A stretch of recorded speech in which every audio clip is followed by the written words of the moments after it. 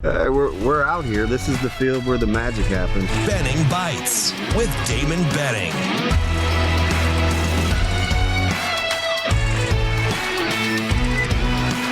Benning Bites with Damon Benning.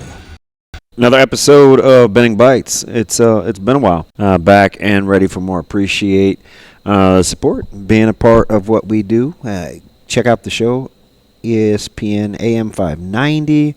Tri-Cities, we're KFOR in Lincoln, starting at the 9 o'clock hour. Fantastic show, fresh off of being back from Indy last week. A lot to get caught up in there in the first couple of hours, where we talked a little bit with my partner, Ravi Lula. Make sure you give him a follow and follow us at, you got Twitch, you got Facebook, you've got Google, Apple, Spotify. Oh, I'm not so sure about the whole Google thing. I never can remember where we're at with Google, but kind of the personality traits and the takeaways from Big Ten Media Days. Got a chance to catch up with Sam and towards the end, talking about just authenticity and how it lends itself to recruiting and Coach Rhule's philosophies. And he's a big loyalty guy, which not only kind of manifests itself in terms of staff and former players and things of that nature, but how he recruits as well and what he's looking for in terms of believing in and committing to Nebraska before Nebraska starts winning, and how those things go hand in hand, because it's who his personality is, believing in something and then speaking it into his existence. I believe this, so therefore I'm going to go out and do this to make this happen. And I think it's interesting because on the heels of talking with Mike Farrell, and it was an interesting segment. Mike's got a lot of strong opinions, and some I agreed with, some I didn't, but I don't ever disagree with the authenticity. We were talking about, what Nebraska's capable of from a recruiting standpoint. And I've always maintained, I said, Coach Rhule has the type of personality and competitiveness where if the wins start to match his belief factor in the university and in this program and his staff and you, the fan base, he could blow the doors off this thing. Because what he's already proven is that he's very, very good in terms of talent evaluation and getting guys on campus that we wouldn't ordinarily expect to be on campus, right? Like, that's not made up. We've seen that happen. He is doing that at a high level. We've seen him do the national shows, and he's talked a lot about branding and wanting Nebraska to be a national brand.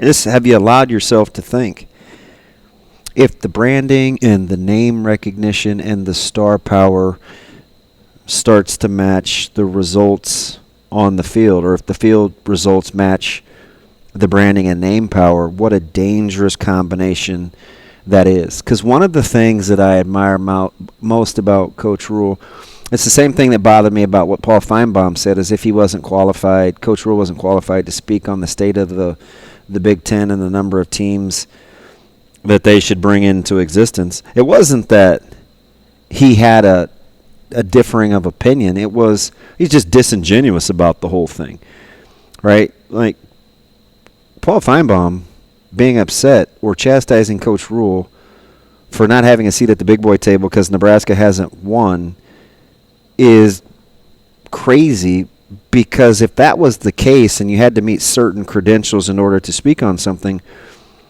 Paul Feinbaum doesn't come across a guy that can play dead, and certainly not at high-level college football or coaching for that matter. So why is he allowed to comment on the state of the game and do it for so long without the kind of been there, done that attitude, that cavalierness that he was talking about with Coach Rhule?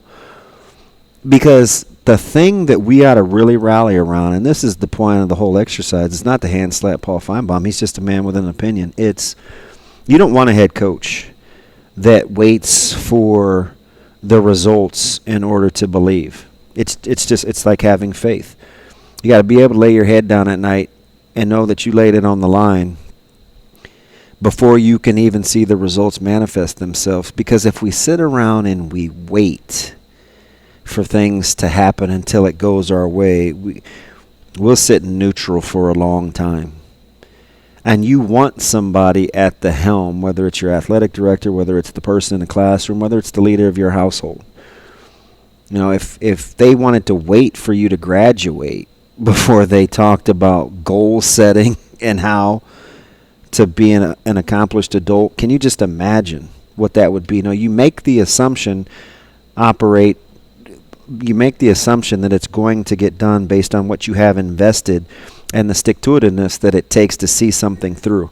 That's why I'm all in on rallying around Nebraska in their return to prominence before it even matches the win total.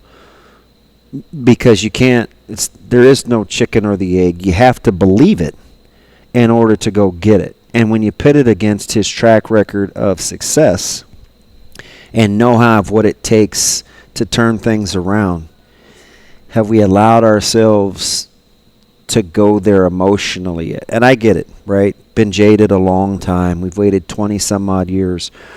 But it's been a long time, in my opinion, since we've had a CEO at the helm with the command and the presence and the know-how to not only cheerlead, but be able to pour concrete as well. And it could be a pretty cool thing if you get somebody that loves Nebraska as much as he loves Nebraska, as much as he loves being here, and that he's put a staff and the admin team is coming together in such a way where they've allowed themselves to think big and fall in love with the process. It doesn't even have to be about the results yet. They are in love with the process. And when you're in love with the process, you give yourself an opportunity to endure some ebbs and flows because you stay dialed in on what it is that you've been called to do. And for him, that is represent the University of Nebraska the best way that he knows how as a national brand. And I tell you what, I said this a year ago.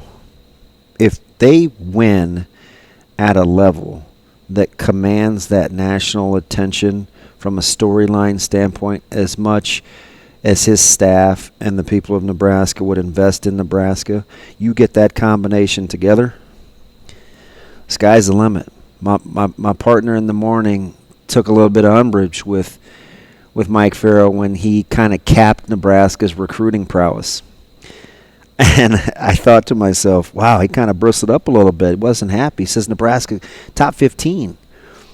You know, Ravi thinks the fringe of top 10. Now, maybe that's a little myopic. Maybe it isn't. I don't know. But I do know Nebraska's always recruited at a national level. And if you match the passion and the know-how and just the good old-fashioned belief with actual on-the-field results, I'd be afraid to cap Nebraska. I really, really would. And that's without being overly optimistic. I'm just telling you, look at the articles. Look at the eyeballs. And that's with a team that hasn't been to a bowl game in 8 seasons. And it's incredible. Imagine winning. I think with Coach Rhule, I'm going to allow myself to do that. It's another episode of Benning Bites.